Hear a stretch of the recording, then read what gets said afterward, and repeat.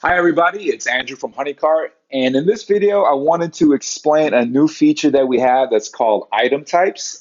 So basically we had a suggestion that you needed a way to be able to mark certain items as taxable versus non-taxable. And so we had to come up with a way to distinguish, based on the type of item it was.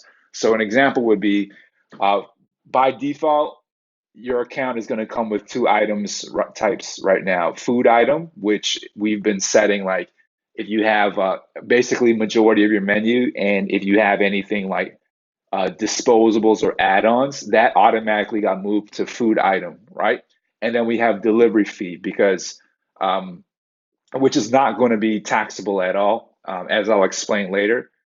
Um, and a big reason of this is also if you're using the QuickBooks integration, you're going to want QuickBooks to know what's what. Is it, what type of product this is, or for as far as QuickBooks terminology goes, and is it taxable or not? So, for an example, is this is let's say you have disposables, right? You want to call it disposable item. I'm not going to set this for now. I guess I'll just set this to menu item. But in reality, in QuickBooks, you would probably have um, like a honey cart disposable item. And then, so the example here is this, is that you probably may not want this to be taxable or whatever, or, so you just create this item type. Now, by the way, to get to this page, you just go to item types here. So now let's look at our sales taxes.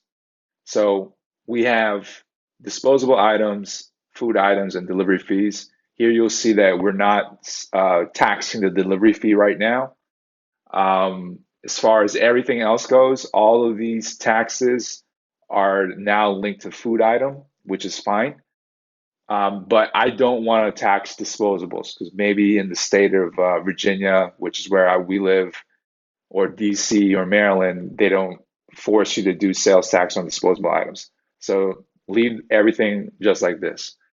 Now, when you go to your menu, you're going to want to link your disposable items to this item type. So here, I go to menu. And so the disposables are for me under miscellaneous. So I believe I can edit this. Actually, I'm going to have to go through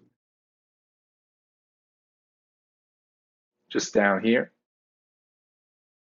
It's set as food item, just set to disposable, like that.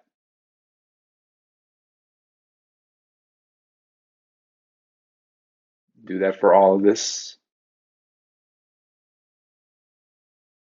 But for example, if you wanted to leave something in the menu set as food, for example, so that it is taxed for whatever reason you have, you can do that. It's designed to be flexible so that we're only doing it down at the menu item level. So, yep, like that. So I don't know how this works in your state, but if you had to pay a different tax on alcohol and you had like a beverage menu with alcohol, liquor, whatever, you can set that, link the item type, which would then link back to the sales taxes.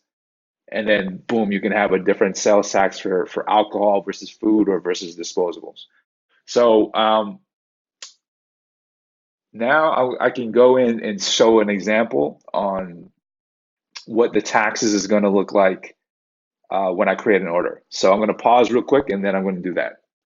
Okay, so I am now in my account and I'm creating an order, right? So let's say I have a roasted whole pig, which is a food item, and it's set at a price of $1,000. And this is going to an address in DC, which has a 10.25 sales tax on it, right? So um, just wanted to use round numbers to make it easy. So you'll see that the 10% is being applied to this.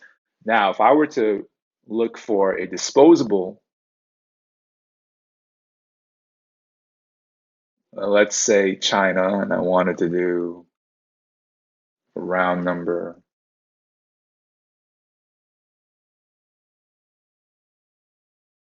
So I want to add $300 worth of China disposables here. You'll see that the tax was not included for the China because we set our disposables to not be taxable. And so you'll see here that, of course, it's not going to be added here.